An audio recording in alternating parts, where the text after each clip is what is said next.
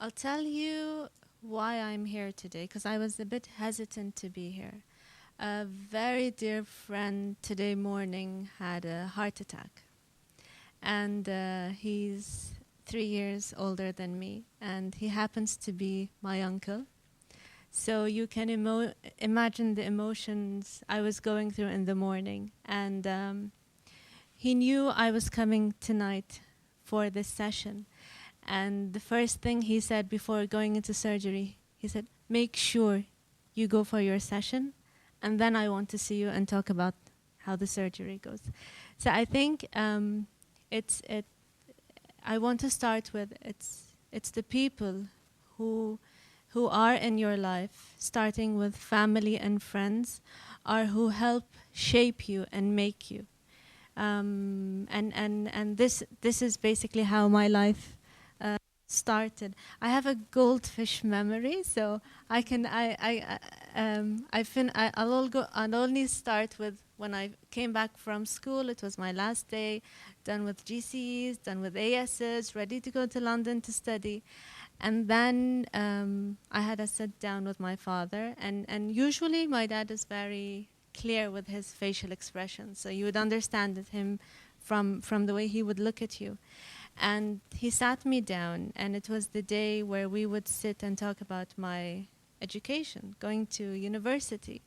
And on along, I've been bugging them, I'm going to London to study. And this is when he came and he said, you're only 15 and a half years old, you finished school early, and there's no way I'm sending you to London.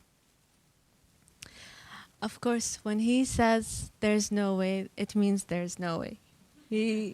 There's no way you can even argue it, because he's probably thought of it in his head.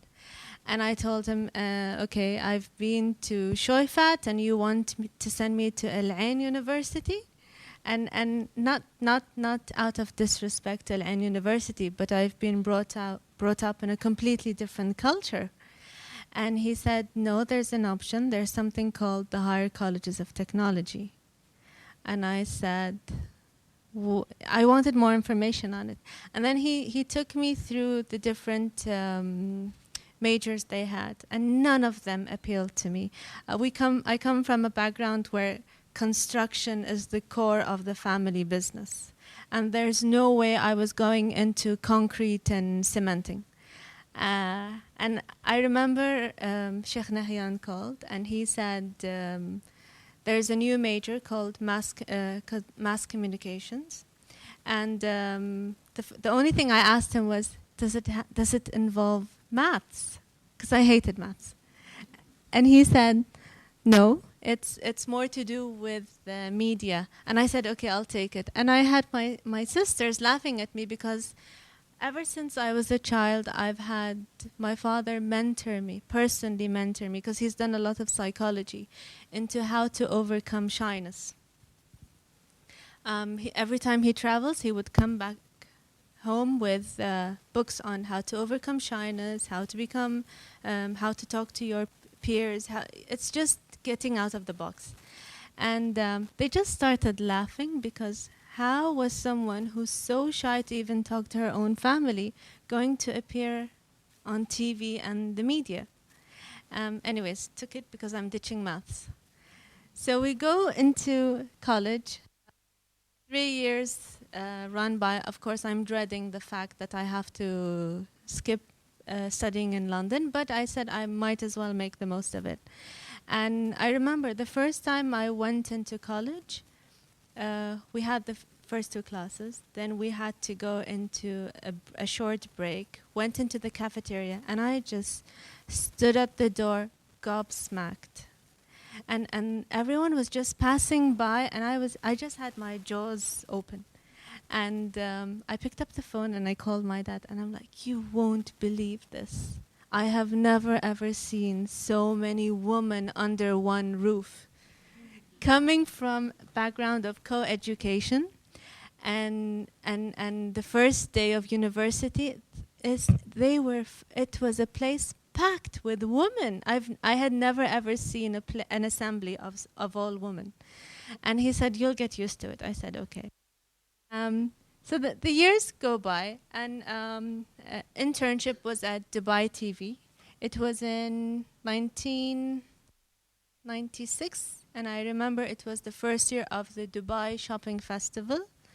And our graduating project was we had to work at Dubai TV and produce a program on the Dubai Shopping Festival. Everything went well. It was the time when cinemas started hitting the UAE. First cinema was the Metroplex. Did a lot of documentaries there. We come to the graduation, and they say, "You're not graduating." Why aren't we graduating?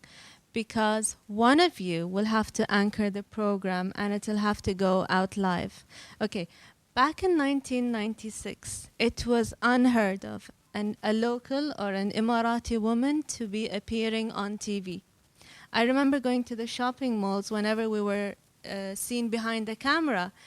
People were laughing. People were seriously laughing. And they would say, no, they're not Emiratis. No, they're just wearing a shell and abaya.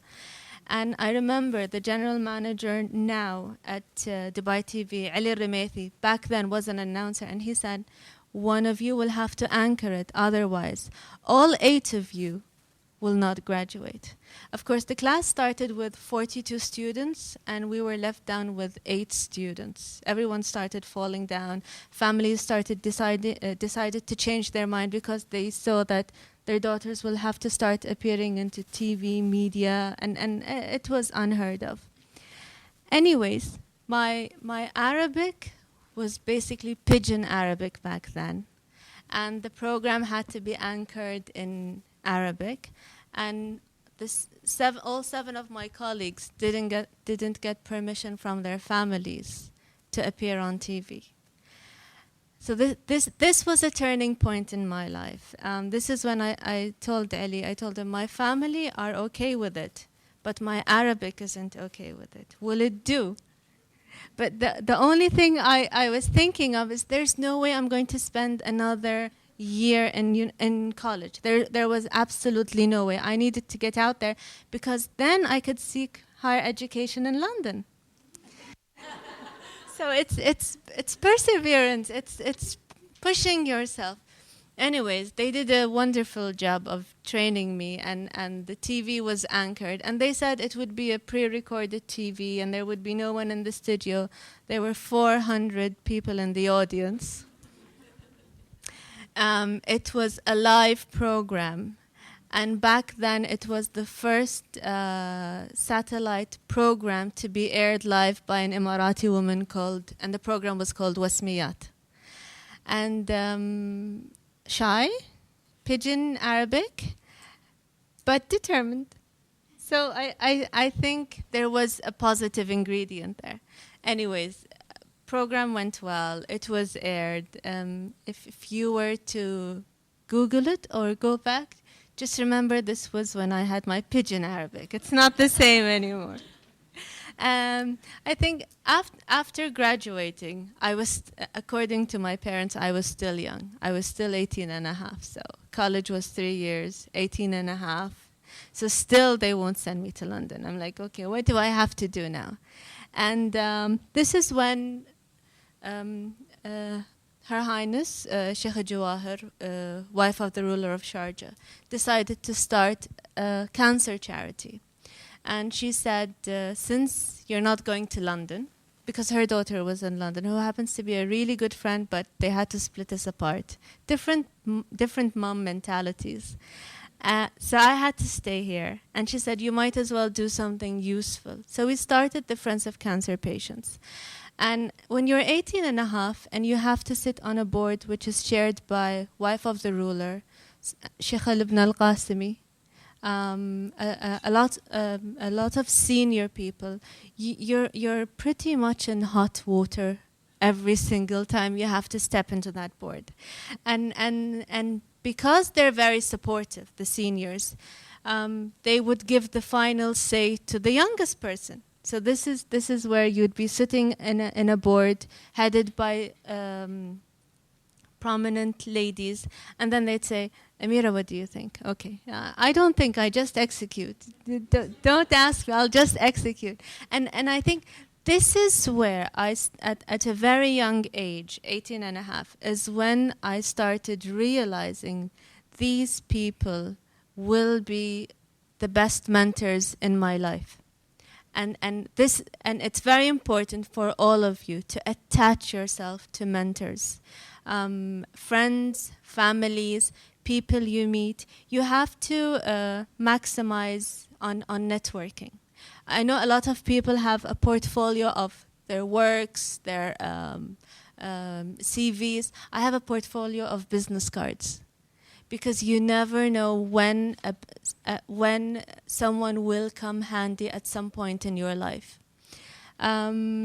I think after Friends of Cancer Patients, we were given a few other responsibilities, heading the development of the Sharjah Ladies Club. Again, it was all about women empowerment, women and family, youth, child support.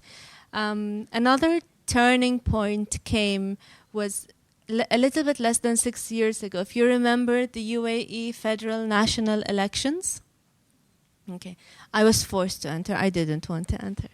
But that was when I was given an ultimatum test by my father, and he said, this is where you're going to really, this is where you have to face your biggest fear, which was shyness. I was really, really a shy person. And I said, you want me to run elections? I don't even speak Arabic. No, and you know, running elections, when you think of the demographics of the UAE, at a certain point they think you're a pampered person. So whatever you've achieved, you've been given it. They don't look upon it as you've earned it. I've had to struggle all my life with the thing that, listen, I've earned this. I've worked hard for this. And I sat with two of who I considered play a major role in my life as mentors. Hussein al-Mahmoudi, who founded basically the Sharjah Tatweer Forum, and Noor al-Noman, who's now heading Her Highness Sheikh Jawahar's office. They basically sat me down and they made me do things I hate doing. They were the ones responsible for posting pictures on the streets, and for a shy person, you would cringe every time you would see your picture on a bulletin board or on the street. But it was something where we said, okay, we will do this to break norms. It's very important for an Emirati to break norms, and the results were after the first elections. During the second elections, it was normal for the female candidates to be on bulletin boards and newspapers. So I think this is where it's very important for you to know that you're in it together to create a bigger influence in society. Very quickly, running through the Pink Caravan. With Friends of Cancer Patients, basically we support cancer patients in the UAE, whether local, non-local. We disregard religion, race, and gender. Every Saturday morning we call it a Memorial Day, because I have to face patients who have applied for medical funding, or we have to face the news that we've lost a patient friend, but this is what keeps us going, and we work very closely with our volunteers. One of the volunteers whose dear friend was battling cancer back in Australia, and she was an equine lover. So she approached Friends of Cancer Patients saying, can we do something with breast cancer, but related to horses? And I said, yeah, we'll go around the UAE on horseback and just spread the word on breast cancer. And that joke is a reality today. Friends of Cancer Patients in August will be benchmarked in Canada as the world's best breast cancer campaign for 2012. The same will happen in Helsinki in 2013. And this is where we've put our duties as individuals of society, and worked with volunteers who have a passion to help, but also a hobby. When it, like in Cecile's instance, it was regarding horses and equine, and with the team coming together and fully volunteers, we've managed to make a breakthrough in breast cancer. We've already hit all our milestones. The first breast cancer center has been announced. It will be operating in the UAE in October in collaboration with the Sharjah Teaching Hospital. And many more milestones are coming on the way. And I think we're running out of time. Thank you. Thank you.